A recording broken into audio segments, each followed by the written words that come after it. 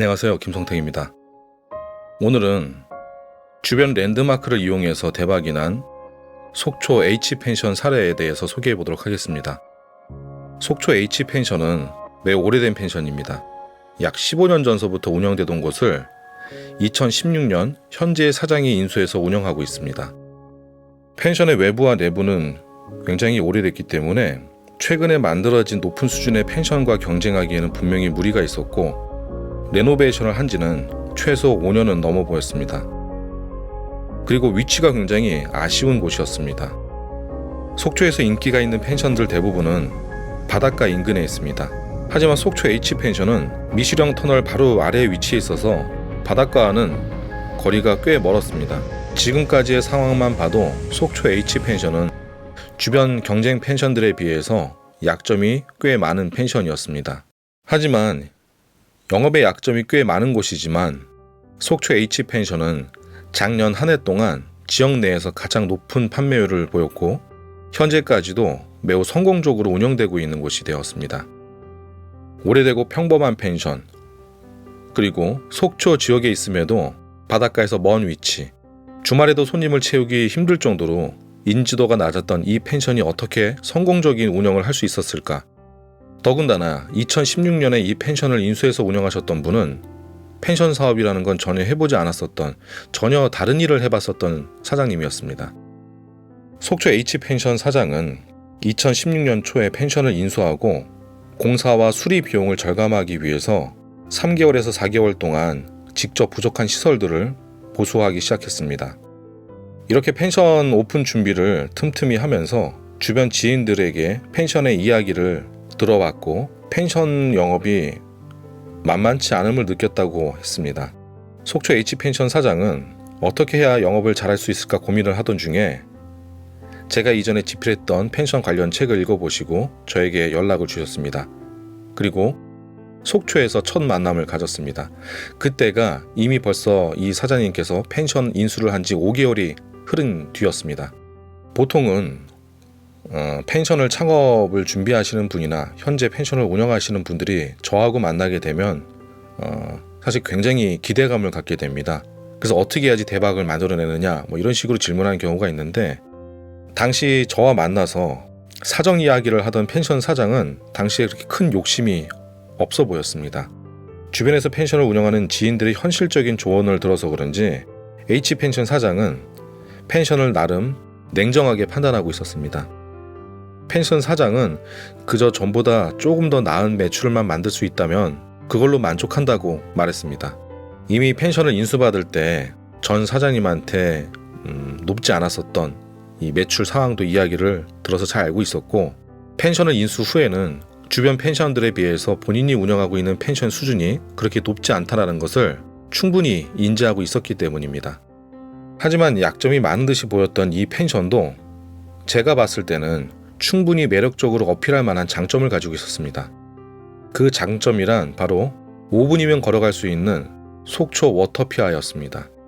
속초 워터피아는 캐리비안 베이 같은 곳인데 대형 미끄럼틀이나 물놀이를 할 수 있는 놀이기구가 많은 그런 테마 공원입니다. 인터넷에서 검색을 해보면은 속초 워터피아 같은 경우에는 조회수가 굉장히 높게 나오는 인기 랜드마크라고 할 수가 있습니다. 그래서 저는 이미 많이 알려진 곳이기 때문에 이곳을 잘 이용해서 홍보한다면 경쟁 펜션들에 비해서 더 쉽게 속초 H펜션을 사람들에게 알릴 수 있을 거라고 판단했습니다. 결국 워터피아를 펜션보다 더 전면에 내세워서 마케팅하기로 했습니다. 펜션에서 노출할 수 있는 키워드 광고나 블로그, 카페 등의 홍보를 할 수 있는 모든 공간에는 속초 워터피아에 대한 내용으로 가득 채웠습니다.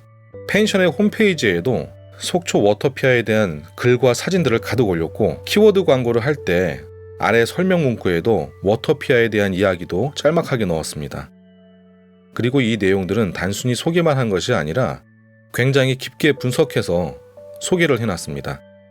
이를테면 몇몇 SNS나 블로그 등에서 워터피아를 소개한다면 내가 워터피아를 갔다 왔는데 어떠어떠한 점들이 좋았다 라고 소개하는 데 반해 속초 H펜션 사장님이 만들어낸 컨텐츠는 더 디테일하고 더 깊이가 있었습니다. 펜션에서 소개한 설악 워터피아 완전 분석이라는 주제로 워터피아의 입장료를 싸게 구입할 수 있는 방법, 워터피아를 찾아가기 쉬운 방법을 상세하게 소개, 시설 내의 매점 중에서 좋은 곳을 이용한 후에 추천, 시설 내의 풀장들 소개, 시설 내의 슬라이드들을 상세히 소개, 워터피아 주변의 식당들 소개, 워터피아의 쉼터들 소개, 이처럼 굉장히 디테일하게 소개를 했습니다. 물놀이 테마파크인 워터피아 한 곳만 가지고도 수개월 동안 노출할 수 있는 소재를 만들 수가 있었고, 그 글들은 사람들의 관심을 끌 만한 충분한 소재가 됐습니다. 워터피아는 많은 사람들에게 인기가 있는 곳이기 때문에 네이버 검색창에 설악 워터피아라고 검색하는 조회수가 굉장히 높았습니다. 소비자가 어디에 관심을 갖고 있는지를 알고 있다면 이를 광고에 활용하기가 더욱 쉬워집니다. 그래서 앞서 소개한 설악 워터피아 완전 분석의 글들을 꾸준히 만들어서 인터넷에 업데이트하고 시간이 지난 후에 점차 속초 H펜션에서 만들어진 컨텐츠, 그러니까 글, 사진, 동영상이 인터넷에 많이 보이기 시작을 했습니다.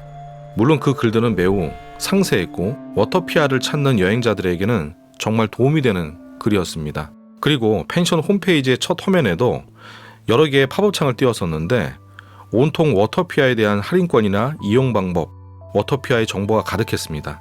소비자들이 볼 때에는 워터피아를 즐기기 위해서 속초 H펜션은 굉장히 좋은 위치에 있고 합리적인 객실료로 인해서 가장 좋은 선택이 될 수 있을 것 같은 기대를 하도록 만들었습니다. 이처럼 주변 랜드마크를 이용한 방법으로 결국 예약이 점점 늘어나기 시작을 했고, 일반 펜션들의 성수기 기간이 2주에서 3주 정도가 되는데 반해서 속초 H펜션은 타 경쟁 펜션들보다 약 20일을 더 만실을 채웠었습니다. 만약에 속초 H펜션이 경쟁 펜션들과 마찬가지로 펜션의 객실만 지속해서 올려서 노출하는 광고 방법을 선택했다면 이와 같은 소비자들의 반응을 끌어내지 못했을 것입니다. 현재까지도 표면적으로 보이는 속초 H펜션은 전과 다를 것이 하나도 없습니다. 객실 모습, 광고 지출 비용, 홈페이지, 모든 것이 전과 같지만 현재는 다른 결과를 만들고 있습니다. 단지 펜션이 어떤 장점을 가졌는지, 소비자들이 어떤 것을 검색하는지를 먼저 알고 소개한 것뿐입니다. 이처럼 주변에 유명한 랜드마크가 있다면 그 부분을 적극적으로 홍보해야 합니다. 간혹 걱정이 많은 몇몇 펜션 사장님들이 저에게 이렇게 질문하는 경우도 있습니다. 우리 펜션 주변에 대형 리조트 단지가 들어선다고 하는데 우리 손님들을 뺏길 것 같아서 걱정이 됩니다. 어떻게 해야 될까요? 이렇게 질문하는 분들도 있는데 사실 이 부분은 크게 걱정할 필요가 없습니다. 어차피 리조트로 여행을 갈 사람, 호텔로 여행을 갈 사람, 그리고 게스트하우스로 여행을 갈 사람, 그리고 펜션으로 여행 갈 사람들은 명확하게 구분되기 때문입니다. 소비자들의 여행 목적은 제각각 다르기 때문에 크게 염려할 필요가 없습니다. 결국 펜션 주변에 랜드마크가 될 만한 시설이 만들어진다고 한다면 펜션 업주의 입장에서는 이 랜드마크를 이용해서 홍보할 거리가 생기는 것이기 때문에 오히려 반겨야 할 일입니다. 오늘 사례에서도 알 수 있듯이 만약에 운영하는 펜션 주변에 랜드마크가 있다면 단순히 이 랜드마크를 소개하는 것에서 그치지 말고 소비자들이 알고 싶은 더 세세하고 깊은 정보를 만들어서 인터넷에 올리길 바랍니다. 분명히 모객에 굉장히 좋은 홍보 무기가 될 겁니다. 오늘 이야기 여기서 마치겠습니다. 감사합니다.